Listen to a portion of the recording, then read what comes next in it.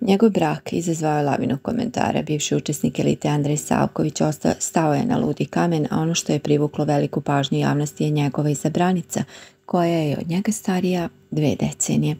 Njegova majka je objavila sliku s vjenčanja te istakla da je porodica Savković prihvatila snajku, poželevši joj dobrodošlicu u njihovu familiju, što je izazvalo lavinu komentara na društvenim mrežama.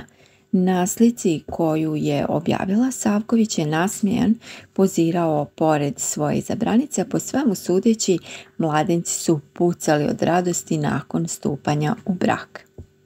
Ljubav ne zna za godine.